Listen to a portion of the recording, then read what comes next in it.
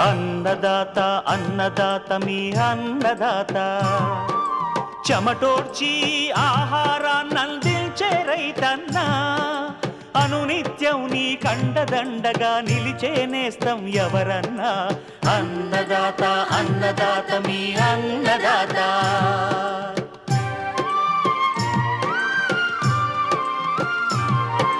నూతన రీతుల సాగుబడికి నూరింతలు పెరిగే దిగుబడికి సూచనలిచ్చే సస్య రక్షణకు పశు పోషణకి శాస్త్ర విజ్ఞానం అందించి ముందుకు నడిపే తెలుగు రైతు భారతదేశానికి మకుటం అయ్యేలా తీర్చిదిద్దే ఆశయంతో మిమ్ము మేలు కొలిపేది అన్నదాత అన్నదాత అన్నదాత మీ అన్నదాత అన్నదాత అన్నదాత మీ అన్నదాత. అన్నదాత ప్రేక్షకులకు నమస్కారం. ఈనాటి ముఖ్యాంశాలు: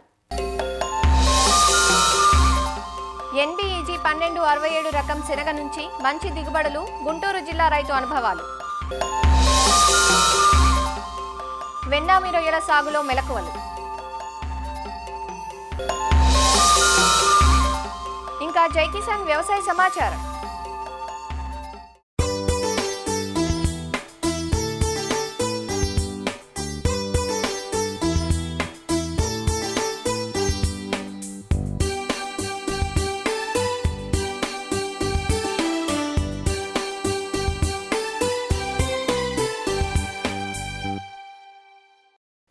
శనగ కేవలం రబీ సీజన్లో మాత్రమే సాగు చేసే పంట.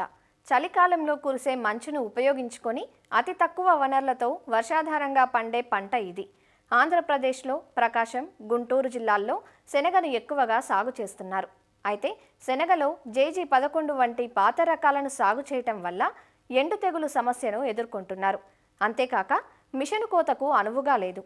అయితే ఇటీవల వస్తున్న కొత్త వంగడాలు అటు చీడపీడలను తట్టుకుంటూ ఇటు యంత్రాలతో కోత చేసుకునే విధంగా ఉంటే ఇంకా రైతుకు కావాల్సింది ఏముంటుంది చెప్పండి? అలాంటి ఒక రకమే నంద్యాల వ్యవసాయ పరిశోధనా స్థానం నుంచి విడుదలైన NBEG 1267. ఈ రకాన్ని గుంటూరు జిల్లా ప్రత్తిపాడు మండలం గొట్టిపాడుకు చెందిన రైతు చంద్రశేఖర్ సాగు చేశారు. ప్రస్తుతం కోతకు సిద్ధంగా ఉన్న ఈ రకం నుంచి ఎకరాకు 12 క్వింటాల దిగుబడి వస్తుందని ధీమా వ్యక్తం చేస్తున్నారు ఆ రైతు. NBEG 1267 శనగ సాగులో రైతు అనుభవాలను ఆయన నోటి నుంచే విందాం. మేము నంద్యాల స్టేషన్ నుంచి శనగ రకం NBEG 1267 రకాన్ని ఎంచుకోవడం జరిగింది. ఇది మెకానికల్ హార్వెస్టింగ్కి అనుగుణమైంది. యాంత్రీకరణతో దీన్ని కోత కోసుకోవచ్చు. అదే మామూలు రకాలు ఏవి కూడా యాంత్రీకరణకు వీలు పడదు. కూలీల కొరత బాగా ఎక్కువగా ఉంది కాబట్టి ఆ కూలీల కొరత సమస్య నుంచి అధిగమించడానికి వాతావరణంలో వచ్చే ఒడిదుడుకులను కూడా తట్టుకోవడం కోసం ఎప్పుడు వర్షం పడ్డా కూడా ఎమ్మటే మిషన్ పెట్టి టక్క కోసేసుకోవచ్చు. ఒక గింజ కూడా వేస్ట్ కాదు. బాగా హైట్ పెరిగిద్ది. అట్ ది సేమ్ టైం ఇది ఎండు తెగులను కూడా తట్టుకునిద్ది. పాత రకాలు ఎక్కువ ఎండు తెగులకి విల్ట్కి వస్తున్నాయి. వాటి వల్ల ప్రాబ్లం అవుతుంది. ఎక్కడ కూడా ఇందులో ఒక్క మొక్క కూడా ఎండు తెగులు లేదు. ఈ ఫీల్డ్లో నీ ఇరిగేషన్ ఇచ్చుకోవచ్చు. ఇరిగేషన్ ఇచ్చినప్పుడు ఎకరానికి 10 నుంచి 12 క్వింటాలు వస్తాయి. ఇరిగేషన్ ఈపోయినా కూడా 9 నుంచి 10 క్వింటాల దాకా వస్తాయి. ముఖ్యంగా గింజ నాణ్యత బాగుంది. ఇది గింజ 1267 గింజ సైజు కూడా బాగుండిద్ది. 100 గింజల బరువు కూడా 22 నుంచి 26 గ్రాముల దాకా ఉంటున్నాయి. ఇది డిసెంబర్ 4 మేము సోయింగ్ చేసాము. దీన్ని నవంబర్ చివరిలో వర్షం పడకపోవడం వల్ల డిసెంబర్ 4లో సోయింగ్ చేయడం వల్ల మొక్క కొంచెం బెట్టగా ఉంటే నేను స్ప్రింక్లర్ ఇరిగేషన్ ఎకరానికి 2 గంటలన్నర లెక్కన స్ప్రింక్లర్తో ఇరిగేషన్ ఇవ్వడం జరిగింది. అందువల్ల పైరు బాగా వచ్చింది దిగుబడిది. ఇప్పుడు ఇది దగ్గర 13-14 క్వింటాల దిగుబడి పైన రాసే అవకాశాలు ఉంది. అది ఏ రకంగా చూసినా కూడా మనం ఇంకా 4-5 రోజుల్లో కోతగా వచ్చింది. మిషన్ కోతకు చాలా అనుకూలమైన రకం. పడల చూడండి, మీ పైరు ఎక్కడ పెట్టినా శనగ పైరు పడిద్ది. ఈ శనగ పైరు పడలేదు. ఎంత హైట్ 2 అడుగులు హైట్ ఉన్నా కూడా శనగ పడలేదు. మిషన్ కోత ఉన్న రకంగా ఎంచుకుంటే యాంత్రీకరణ ఎకరానికి 2000తో అయిపోతుంది. యాంత్రీకరణ సులువుగా అయిపోతుంది. వాతావరణం వదులుకుండా కూడా మనుషులు కొయ్యాలి, దాన్ని మళ్ళీ వేరే మిషన్లో మొయ్యాలి, కుప్పలేయాలి, ఈ బాధ ఏమీ లేదు. డైరెక్ట్గా మిషన్ కోసుకుంటూ వెళ్తుంది. ఒక్క గింజ కూడా ఇంత హైట్ మీద ఒక గింజ కూడా వేస్ట్ పోవట్లేదు. సో ఈ రకం చాలా అనుకూలమైనగా భావిస్తున్నాను. మొక్క బాగా పెరిగే లక్షణం ఉండటం వలన కలుపు సమస్యను అధిగమించవచ్చు. కొద్ది మొక్క నెల రోజుల పైన ఒకసారి లోపుగా ఒకసారి తీసామంటే మీ చేంజ్ ఉండవచ్చు. ఎక్కడ పెట్టినా ఒక కలుపు మొక్క, ఒక లింగమేర మొక్క కూడా లేదు. సహజంగా శనగ పంటని బాగా పీడించే సమస్య లింగమిరియాలు. సో అసలు మా చేలో ఒక్క మొక్క కూడా లేదు. మీరు చూద్దామన్నా కూడా ఒక్క మొక్క కూడా లేదు. విత్తన మోతాదు ఇది 30 నుంచి 40 కిలోల మధ్య పెట్టుకోవచ్చు. మిగతా అయితే ఇప్పుడు 50 నుంచి 60 కిలోల దాకా పెడుతున్నారు మిగతా అయితే. సో గింజన నాణ్యత కూడా బాగుంది, జర్మినేషన్ బాగా ఉంచుకొని అది పెట్టుకుంటే 35-40 కిలోల మధ్య విత్తనం బ్రహ్మాండంగా పెట్టుకోవచ్చు. వాస్తవం మేము పాత లెక్కలో దీన్ని పెట్టడం వల్ల కొంచెం మెండు అనిపించింది. మేము 45 కిలోలు లెక్క పెట్టాము, అలా కూడా పెట్టకూడదు. 30 నుంచి 40 కిలోలకు సరిపోతుంటాయి. నంద్యాల వ్యవసాయ పరిశోధనా స్థానం నుంచి విడుదలైన NBEG 1267 రకం గుంటూరు ప్రాంతానికి కూడా అనువైనదంటూ తెలియజేస్తున్నారు కృష్ణా మండల ADR డాక్టర్ దుర్గాప్రసాద్. మనకి ఈ శనగ పంటలో మనకి 2 రకాలుగా మనకి ఎక్కువగా రైతాంగం సాగు చేస్తుంది. ఒకటి మన దేశీవాళీ శనగ, రెండవది కాబూలీ రకం శనగ. రైతాంగం ఎక్కువగా ఈ దేశీవాళీ శనగనే ఎక్కువగా సాగు చేస్తూ ఉంటారు. ఈ దేశీవాళీ రకంలో JG11 అనే రకం చాలా ప్రాచుర్యం చెంది ఉంది. అది ఎక్కువగా రైతులు సాగు చేస్తూ ఉంటారు. JG11 వెరైటీకి ప్రత్యామ్నాయంగా మనకి కొత్తగా వంగడాలను కూడా ఆచార్య NG రంగా అగ్రికల్చర్ యూనివర్సిటీ రూపొందించాయి. అందులో మనం ఈ మధ్యనే విడుదలైన రకం కనుక చూసుకున్నట్లయితే NBEG 1267 అనే కొత్త రకం 2024లో ప్రాంతీయ వ్యవసాయ పరిశోధన స్థానం నంద్యాల నుంచి విడుదల చేయడం జరిగింది. ఇది మంచి దిగుబడినిచ్చే రకం. ఇప్పుడున్న రకాలకన్నిటికన్నా అధిక దిగుబడినిస్తుంది. 90 నుంచి 100 రోజుల మధ్యలో పంట పూర్తవుతుంది. ఇది కొద్దిగా JG11 మిగతా వెరైటీల కన్నా కొంత ఎత్తు పెరిగే గుణం ఉంది. మెషిన్ హార్వెస్టింగ్ కూడా ఉపయోగపడుతుంది. శనగలో ముఖ్యంగా ఎండు తెగులు అనే ప్రాబ్లం ఉంది, దీన్ని కూడా కొంతవరకు తట్టుకుంటుంది. అధిక దిగుబడి మెషిన్ హార్వెస్టింగ్కి మరియు కొంతవరకు ఈ ఎండు తెగులను తట్టుకునే గుణం ఉంది. కాబట్టి రాబోయే రోజుల్లో JG11కి ఇది మంచి ప్రత్యామ్నాయమైన రకంగా మనం చూడవచ్చు. గుంటూరు జిల్లాలో గొట్టిపాడులో ఒక 3 ఎకరాల్లో కూడా ప్రయోగాత్మకంగా ఈ సంవత్సరం సాగు చేయడం జరిగింది. దిగుబడి చాలా ఆశాజనకంగా ఉంది. సహజంగా ఇది నేలల్ని అలాగే వాతావరణ పరిస్థితులను బట్టి 10 నుంచి 14 క్వింటాలు వచ్చే దిగుబడి ఉన్న రకం ఇది. సో మనం ఈ సంవత్సరం మన ఈ రబీలో ఈ గొట్టిపాడులో చూసినట్లయితే ఎకరానికి 12 క్వింటాల చొప్పున ఈ దిగుబడి వచ్చే అవకాశం ఉంది. కాబట్టి రాబోయే రోజుల్లో ఈ NBEG 1267 రకాన్ని తప్పకుండా రైతులు ప్రోత్సహించి మంచి దిగుబడులు సాధిస్తారని ఆశిస్తున్నాం.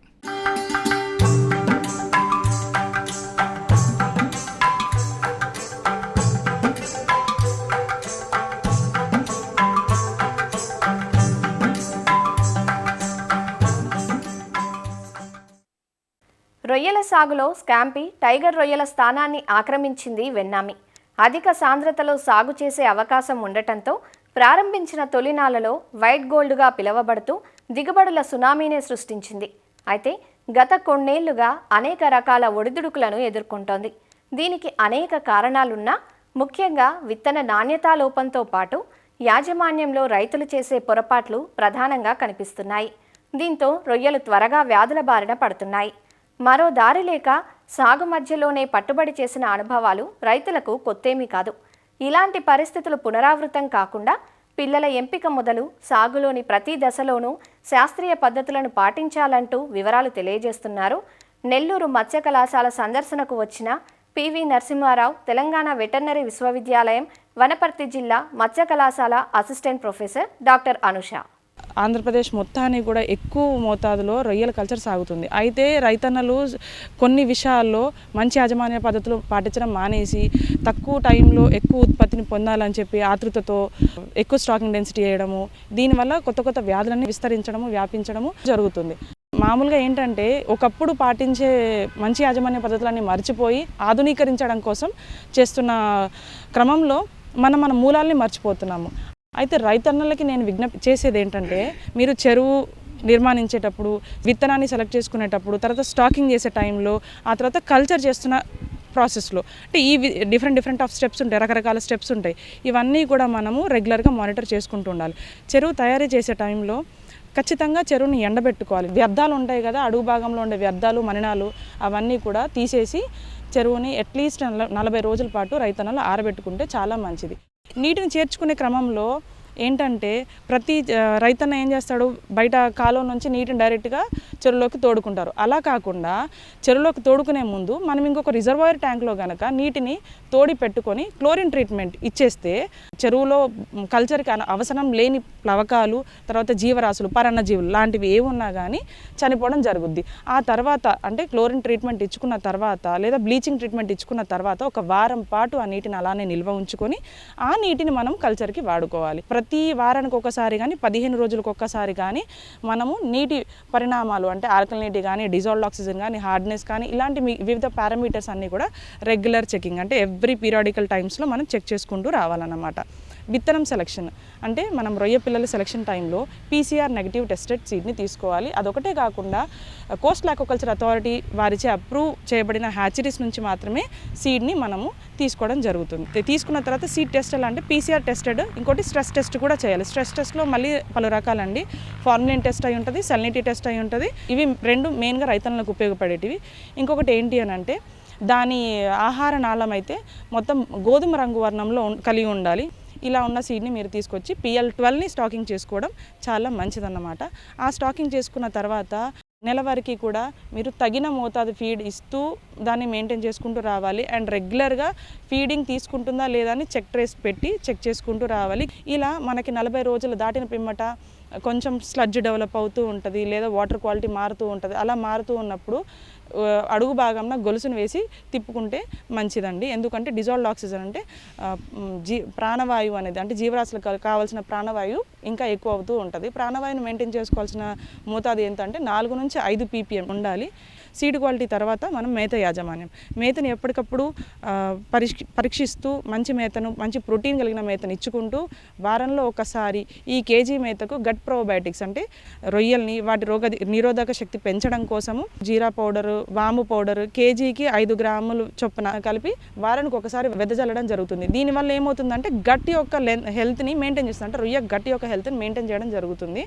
అంటే దానివల్ల EHP, vibriosis, white spot syndrome or white shell syndrome ఇలాంటి డిసీజెస్ అన్నీ రాకుండా, ఇలాంటి రోగాలు రొయ్యలకి రాకుండా మనం ముందే ప్రివెంటివ్ మెజర్స్ని తీసుకోవడం జరుగుతుందన్నమాట. ఇంకా నెక్స్ట్ వచ్చేది regular monitoring, feed and water quality monitoring అన్నాము. ఎక్కువగా రొయ్య సాగులో కావాల్సింది మినరల్స్. ఎందుకనంటే ప్రతి నెలకు ఒకసారి మౌల్టింగ్ జరుగుతూ ఉంటుంది.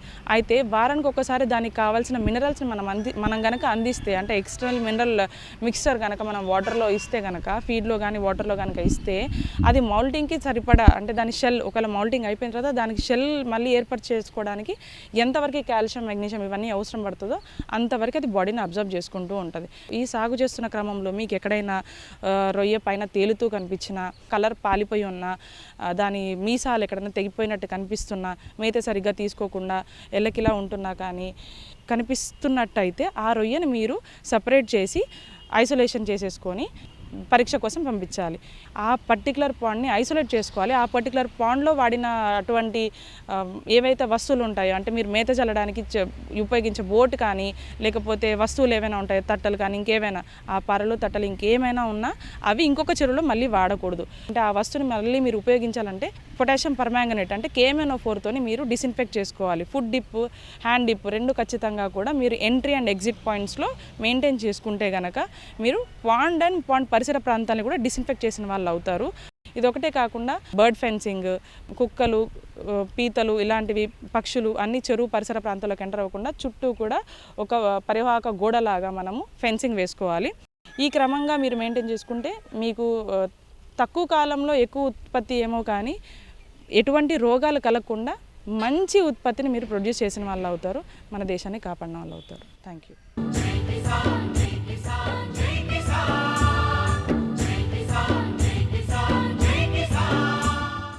వ్యవసాయ సమాచారం ఇప్పుడు జై కిసాన్లో చూద్దాం. మామిడికాయలకు కవర్లు తొడిగే విధానం అందుబాటులోకి వచ్చాక రైతులు పండు ఈగ నష్టాలను దాదాపు తగ్గించుకోవడంతో పాటు నాణ్యమైన దిగుబడులు సొంతం చేసుకోగలుగుతున్నారు. ఇందుకుగాను సాగుదారులకు ఉద్యాన శాఖ రాయితీపై కవర్లు సైతం అందిస్తోంది. గత 2-3 ఏళ్లుగా రైతులు ఈ విధానంలో మామిడికాయలకు కవర్లు తొడుగుతూ మంచి ఆదాయం ఆర్జిస్తున్నారు. ప్రస్తుతం నెల్లూరు జిల్లాలో మామిడి రైతులకు రాయితీపై కవర్లను అందిస్తున్నట్లు ఉద్యాన శాఖ అధికారులు చెబుతున్నారు. ఒక్కో రైతుకు గరిష్టంగా 2 హెక్టార్ల వరకు అందిస్తున్నామని వివరించారు. కవర్లకు 50% రాయితీ అందుతుందని, అవసరమైన రైతులు తమ సమీప అధికారులను సంప్రదించి ఈ అవకాశాన్ని సద్వినియోగం చేసుకోవాలని సూచించారు. మన నెల్లూరు జిల్లాలో మామిడి 9,000 హెక్టార్లలో సాగు చేయబడుతున్నది. ఈ సంవత్సరం మామిడిలో పూత బాగా ఆశాజనకంగా రావడం జరిగింది. పిండి కూడా బాగానే కడుతూ ఉంది. ఫ్రూట్ సెట్టింగ్ బాగుంది. ముఖ్యంగా మామిడి సాగు చేసే రైతులకి ఫ్రూట్ ఫ్లైతో ఎక్కువ బెడదే మనకు పొంచి ఉంది. ఈ పండు ఈగ కాయ పక్వానికి వచ్చే ముందు ఇది వచ్చి రెక్కల పురుగు ఈ మామిడి అడుగు భాగాన అంటే చెక్కు మీద గుడ్లు పెట్టడం జరుగుతుంది. ఆ గుడ్లు పిగిలి లోపలికి వెళ్ళి లార్వాగా ఈ లోపలుండే గుజ్జునంతా కూడా ఈ లార్వా తినేసి పేపా దశకి వెళ్ళిపోతుంది. మరి ఈ పండు ఈగ నివారణకి ఆంధ్రప్రదేశ్ ప్రభుత్వము ఈ సంవత్సరము మామిడి సాగు చేసే రైతులందరూ కూడా ఈ పండు ఈగ నివారణకి ఈ ఫ్రూట్ కవర్స్ అనేది 50% సబ్సిడీతో ఇవ్వడం జరుగుతుందండి. ముఖ్యంగా ఒక రైతుకి ఉద్యాన శాఖ ద్వారా 2 హెక్టార్లకు అధికంగా అంటే మ్యాక్సిమము సబ్సిడీ ఇవ్వడం జరుగుతుంది. అంటే 2 హెక్టార్లు కలిపి 30,000 కవర్లు అవసరమవుతాయి. ఈ 30,000 కవర్లలో ఖరీదు 60,000 రూపాయలు అవుతుంది. అంటే ఒక్కొక్క ఫ్రూట్ కవర్ ఖరీదు 2 రూపాయలు. ఈ విధంగా ఒక హెక్టార్కి 15,000 లెక్కన మరి 2 హెక్టార్లకి 30,000 కవర్లు అవసరమవుతాయి. రైతు సోదరులందరూ కూడాను ఈ అవకాశాన్ని వినియోగించుకోవాలి. మామిడి నిమ్మకాయ సైజు ఉన్న దశలో ఈ కవర్ కట్టినట్లయితే ఫ్రూట్ ఫ్లై బెడద మనకు తగ్గుతుంది. రైతు సోదరులందరూ ఉద్యానాధికారిని కలిసి ఈ అప్లికేషను వారు కొన్న బిల్లు కానీ సమర్పించినట్లయితే డైరెక్ట్గా డీబీటీ సిస్టంలో ఈ సబ్సిడీ అందజేయబడుతుంది. ఒక్క రైతుకి హెక్టార్కి 15,000 లెక్కన 30,000 రూపాయలు 2 హెక్టార్లకి సబ్సిడీ అందజేయబడుతుంది. టార్గెట్ కూడా మనకేం లిమిటెడ్ ఏం లేదండి.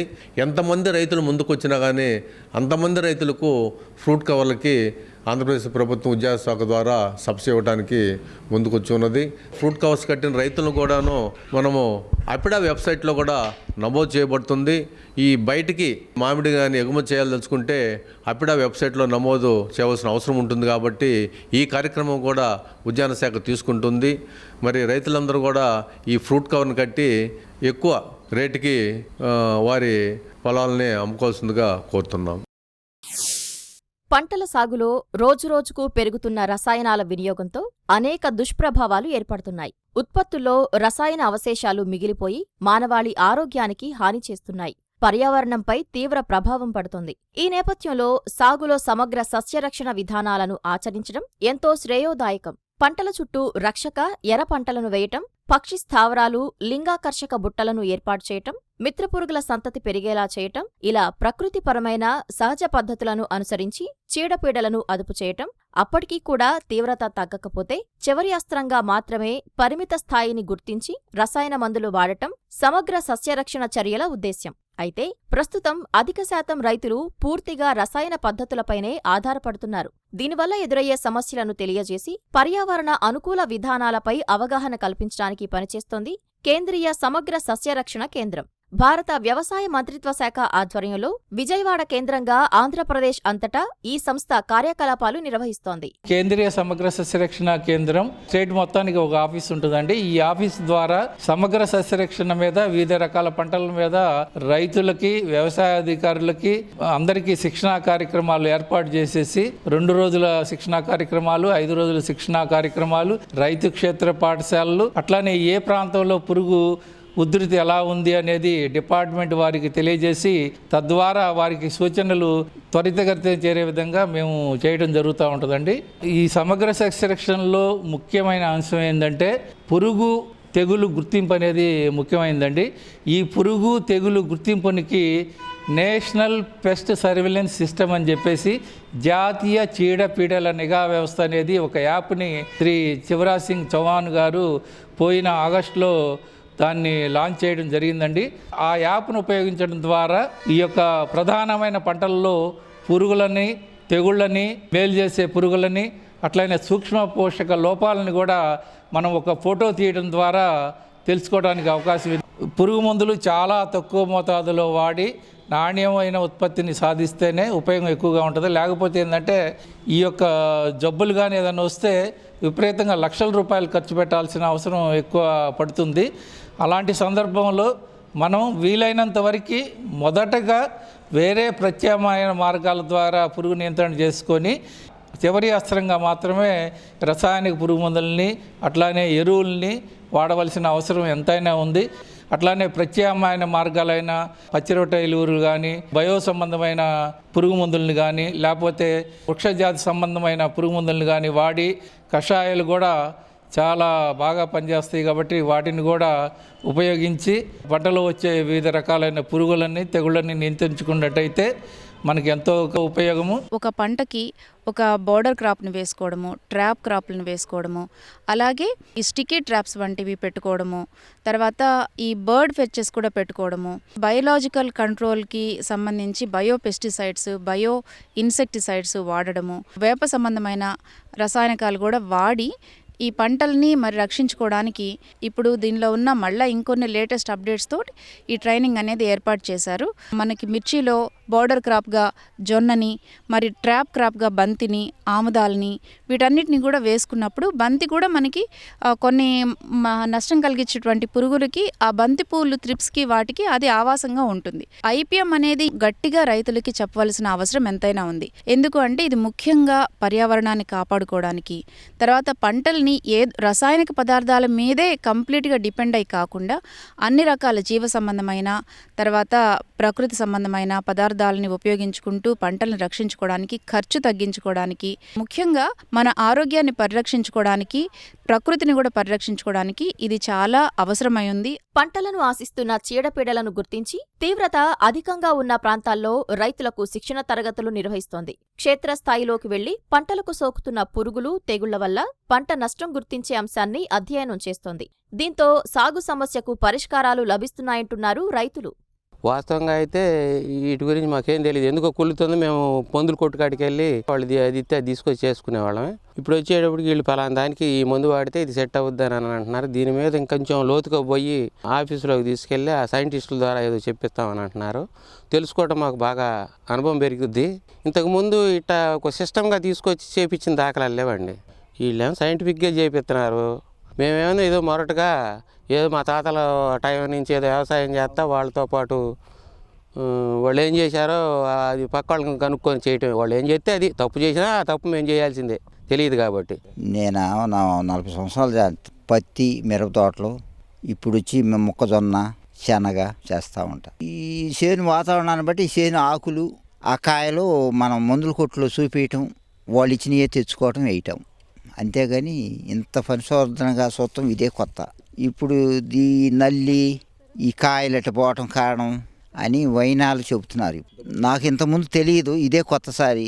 సమగ్ర సస్యరక్షణ విధానాలకు రోజురోజుకు ఆదరణ పెరుగుతున్న నేపథ్యంలో అధికారుల సూచనల మేరకు ప్రతి రైతు ఇటు దిశగా అడుగులు వేయాలంటూ నిపుణులు సూచిస్తున్నారు. మరిన్ని విభిన్న అంశాలతో రేపటి అన్నదాతలో మళ్ళీ కలుసుకుందాం. నమస్కారం. అన్నదాతలు తమ సందేహాలు, సమస్యలను 1800-425-4085 టోల్ ఫ్రీ నెంబర్లో ఉదయం 10 గంటల నుంచి 11 గంటల మధ్య పని దినాలలో సంప్రదించగలరు. ఈ కార్యక్రమాన్ని యూట్యూబ్లో www.youtube.com/annadaata ETV లింక్ ద్వారా వీక్షించవచ్చు.